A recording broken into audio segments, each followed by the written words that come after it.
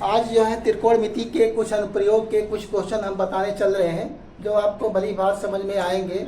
अगर वीडियो आपको अच्छा लगता है तो लाइक शेयर सब्सक्राइब जरूर कीजिएगा। अब देखिए यह जो है आपका क्वेश्चन नंबर फर्स्ट है। यह बोर्ड पेपर में पूछा गया, 2012 में पूछा गया था और ये क्वेश्चन आपका 6 नंबर में आता है। कह रहा है एक अधूरी मीनार के शिखर का उन्नयन कोण उसके आधार से 40 मीटर दूरी पर स्थित किसी बिंदु पर 45 अंश है। मीनार की ऊंचाई बढ़ाने पर उसी बिंदु से मीनार का उन्नयन कोण 60 अंश हो जाता है। मीनार की बढ़ी हुई ऊंचाई ज्ञात कीजिए। तब इसमें आपको क्या करना, एक अधूरी मीनार है, तब क्या करेंगे, इसको हल करने के लिए इसे सबसे पहले क्या करेंगे, एक बना लीजिए, अधूरी मीनार बना लीजिए। यहाँ पर इस प्रकार से फिगर बना लीजिए। यहाँ पर ये आपका अधूरी मीनार हो गई ए और बी, यहाँ मीनार हो गई मीनार। अब इसकी लंबाई क्या करेंगे, ऊंचाई क्या करेंगे, बढ़ाएंगे। अब यहाँ पर कह रहा है एक अधूरी मीनार के शिखर का उन्नयन कोण उसके आधार से 40 मीटर की दूरी पर, आधार से कितने मीटर की दूरी पर, 40 मीटर की दूरी पर यहाँ 40 मीटर कर देते हैं। यहाँ पर बिंदु मान लेते हैं हम P, यहाँ पर बिंदु मान लें P। यहाँ से इसका उन्नयन कोण कितना है, 45 अंश है। यहाँ से ऐसा मिला दीजिए इसको। यह उन्नयन कोण कितना है, 45 अंश का है। यह उन्नयन कोण कितना हो गया, 45 अंश का उन्नयन कोण हो गया, 45 अंश है।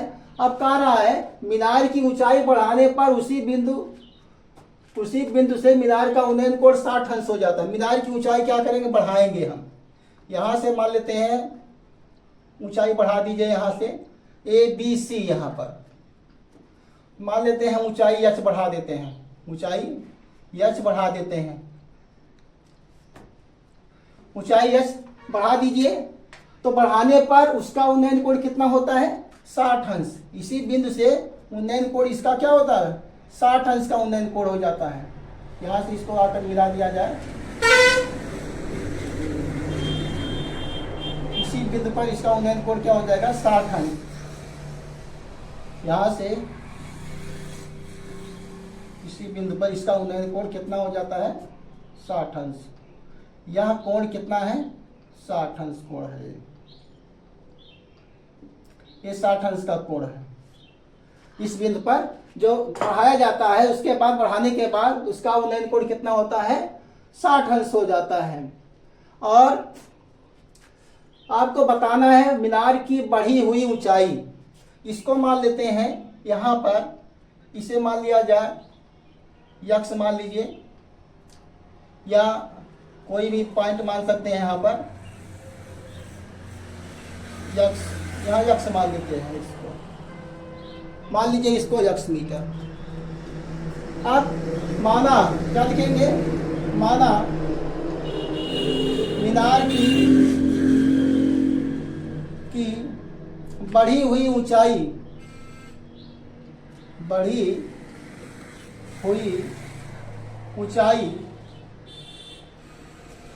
h मीटर है, h मीटर है। तथा आप इसको माने हैं AB को माने क्या, यक्स, तथा AB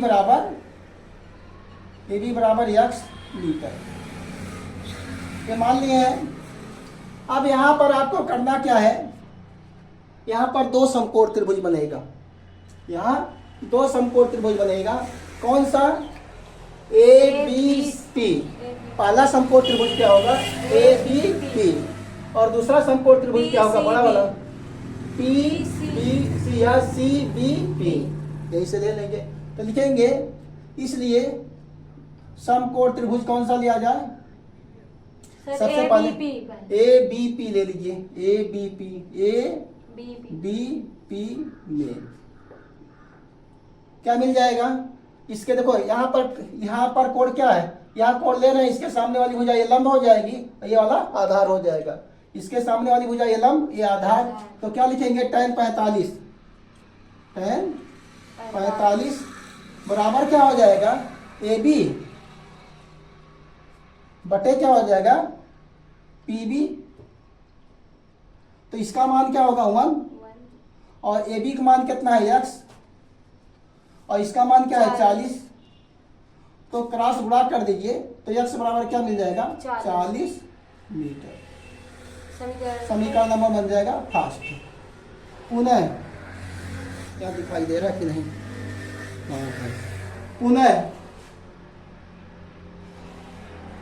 पुनः समकोण त्रिभुज कौन सा लिया जाए, CBP में,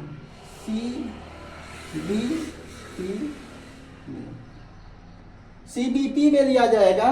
तो देखिए यहाँ आपका tan 60 अंश यहाँ से लेंगे, इसके सामने वाली भुजा ये लंब हो जाएगी, यहाँ से BC लंब हो जाएगी, और ये आपका आधार हो जाएगा। क्या लिखेंगे, tan 60 अंश बराबर क्या हो जाएगा, BC बटे क्या हो जाएगा, PB। tan 60 अंश का मान कितना होता है, √3। tan 60 अंश का मान कितना होता है, √3। और यहां से BC को क्या लिखेंगे, x प्लस h। यहां पर क्या हो जाएगा, BC क्या हो जाएगा, यहां से इतना दूरी x है, और ये आपका h है, तो h प्लस h लिखो या x प्लस h लिखो, एक ही चीज है, लिख देते हैं x प्लस h, और बटे में क्या होगा, PB का मान क्या है 40।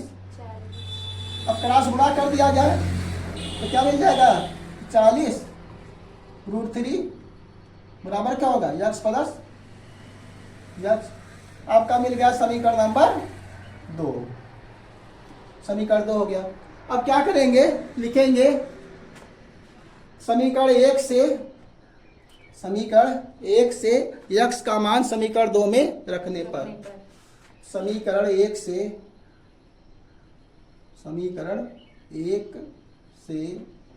x का मान,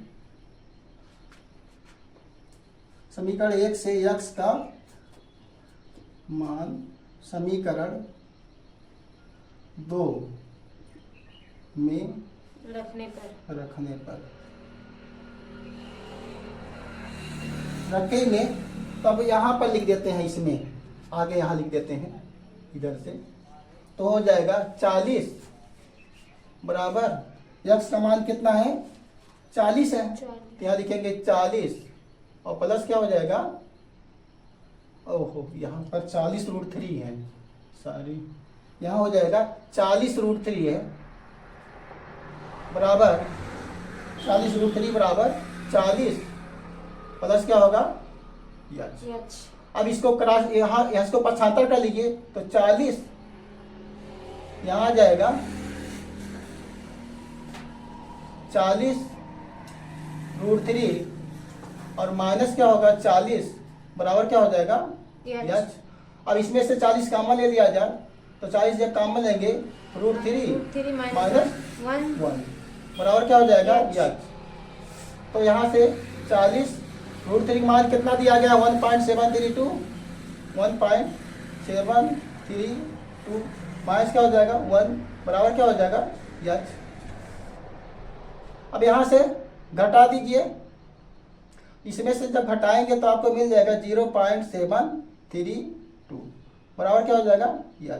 गुणा कर दीजिए, देखिए गुणा करना आसान है, 0 यहाँ है तो 0 ऐसे लिख दिया जाएगा और यहाँ क्या करेंगे 0 लिख देंगे। अब यहाँ 4 से गुणा कर दिए, 4 दूना 8, 4 तिया 12, 4 सते 28, 1 29 और दशमलव कितने अंक के बाद लगेगा 1 2 3 अंक के बाद यहाँ लग जाएगा बराबर क्या हो जाएगा h। इसलिए h बराबर 29.28 और यहाँ 0 है तो एक अंक छोड़ दीजिए, एक अंक क्या करेंगे 3 अंक के बाद है तो 0 माने कुछ नहीं, उसको छोड़ दीजिए तो क्या मिल जाएगा 29 दशमलव क्या मिल जाएगा